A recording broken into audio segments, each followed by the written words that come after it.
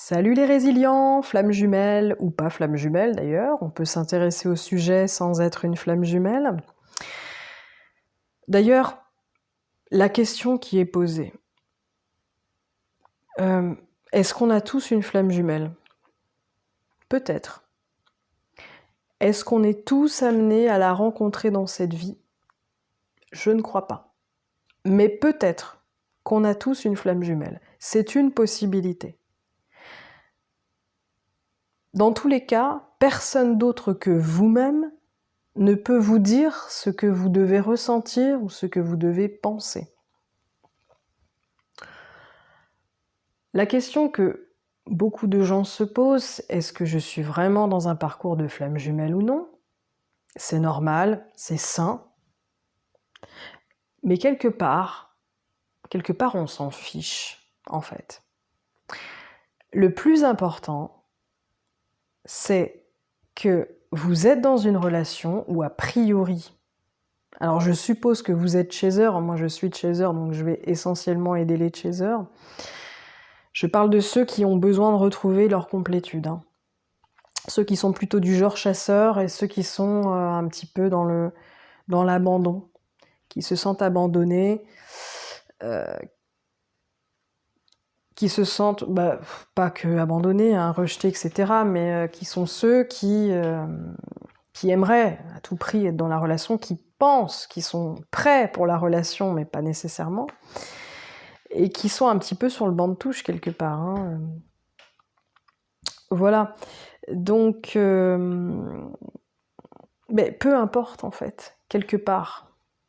Dans le sens où le travail qui est demandé, ça ne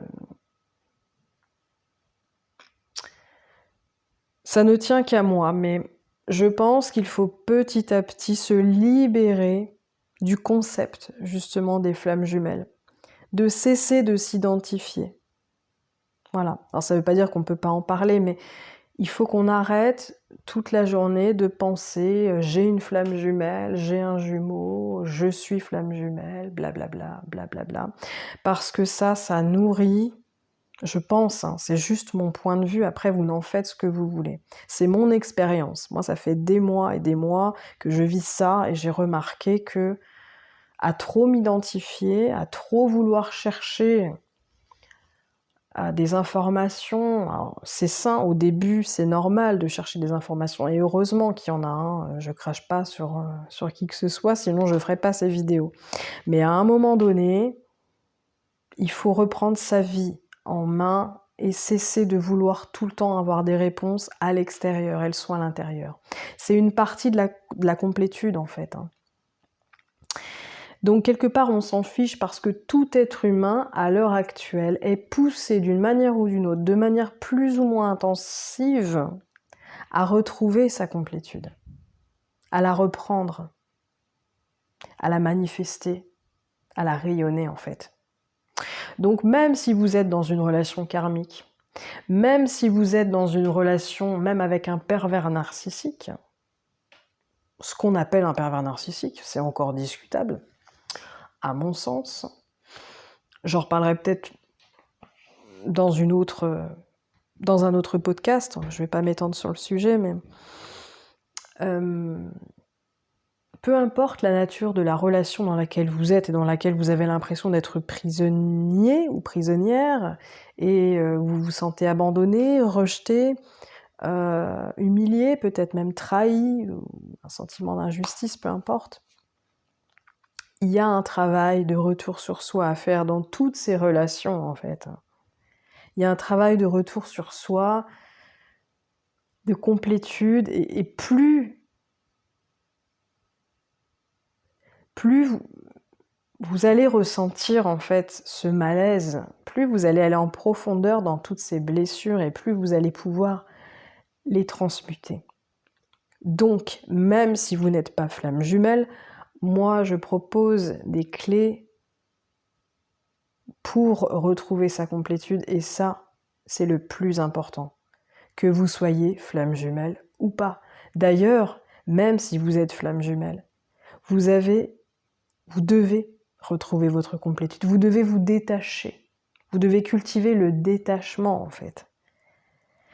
Et à trop se poser la question, à en parler tout le temps, à y penser tout le temps, alors c'est très difficile de faire autrement, c'est pas moi qui vais vous dire le contraire. Mais à un moment donné, je pense qu'il faut arrêter de nourrir en permanence, en fait, ce lien. Parce que pendant que vous faites ça, vous ne mettez pas votre énergie dans votre complétude. C'est-à-dire qu'au départ, et c'est normal, toute votre énergie est focalisée quasiment sur ce jumeau et le reste, c'est le strict minimum. Je suis sûre que si vous êtes en début de parcours, vous comprenez parfaitement ce que je veux dire. Au début, vous êtes en mode survie et je ne vis que pour comprendre mon jumeau, pour comprendre comment je vais pouvoir ressortir de là, je vais pouvoir le revoir, lui reparler, je vais pouvoir le retrouver. Au départ, et c'est parfaitement normal. Mais à un moment donné, petit à petit, il faut arrêter de nourrir ça.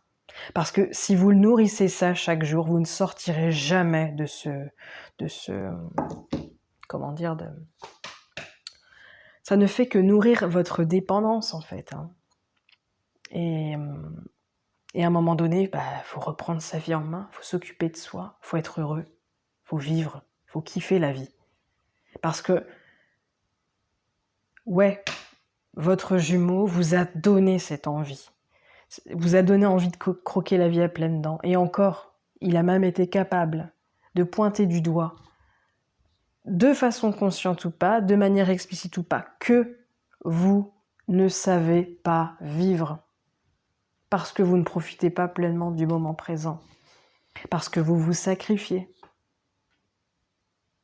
Parce que vous êtes dans la dépendance. Parce que vous ne vous connaissez pas encore assez. Et lui, c'est pareil, quelque part.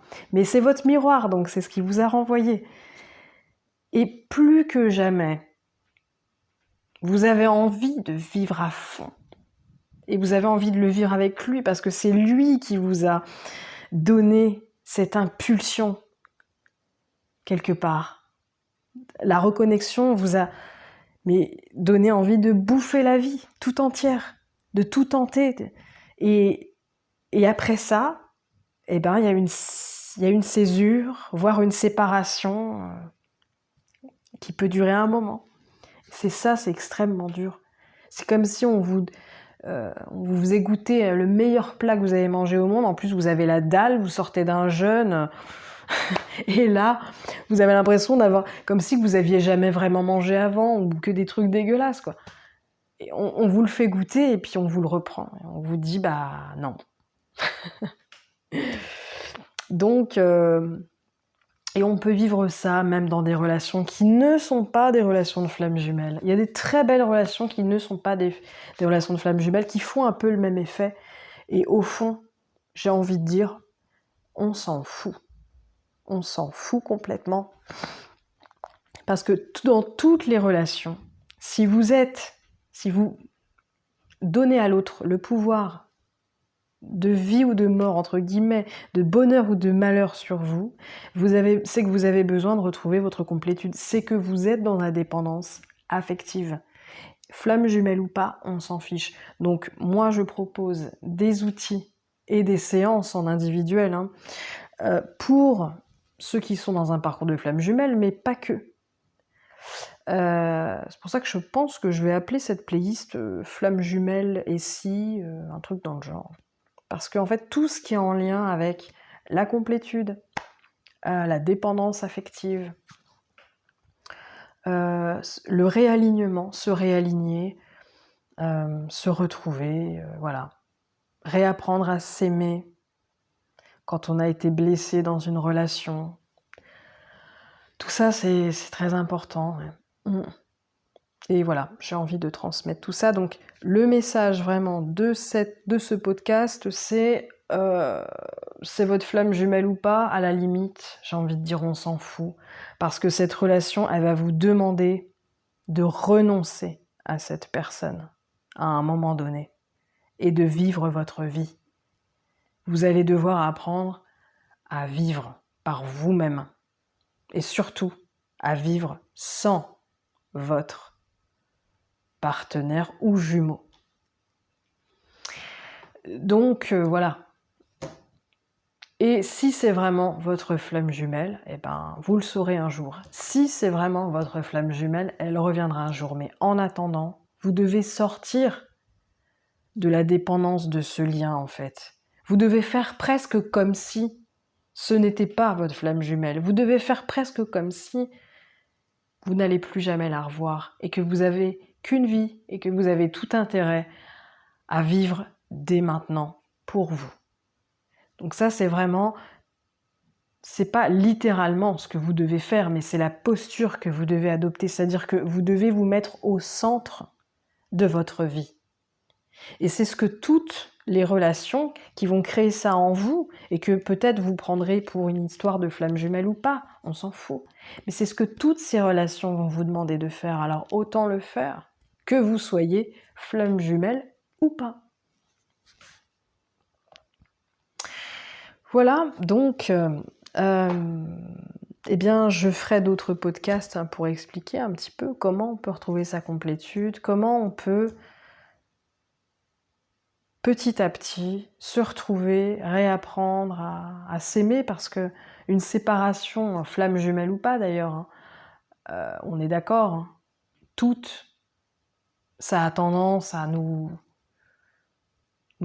soustraire de notre confiance en nous, de notre estime de nous, et peu importe les types de relations, c'est important de reconnaître sa valeur. Qu'on soit célibataire, en couple, c'est important de se connaître. C'est important aussi de ne pas être dans le sacrifice, de ne pas accepter seulement les miettes de ce qu'on veut bien vous donner. Hein. Donc voilà. Eh bien, si vous avez des questions, si vous voulez que j'aborde certains sujets, n'hésitez pas à laisser un message dans les commentaires.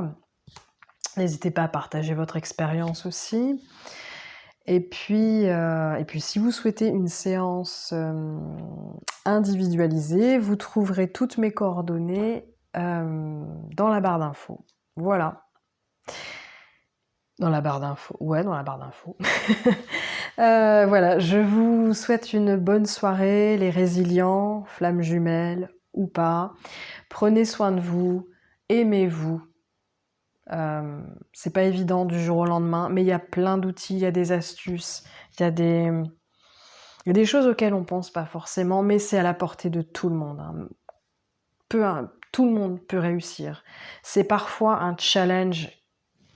C'est souvent, pour beaucoup de personnes, le plus grand challenge de votre vie. Retrouver votre complétude, vous aimer, être autonome dans votre vie affective. Mais on peut y arriver. Je vous assure qu'on peut y arriver. Moi, je suis partie au ras des pâquerettes, bien avant de rencontrer ma flamme jumelle. Je suis partie au ras des pâquerettes. Et j'ai monté comme ça des échelons petit à petit. Alors il n'y a pas d'hiérarchie, hein, c'est pas ce que je veux dire.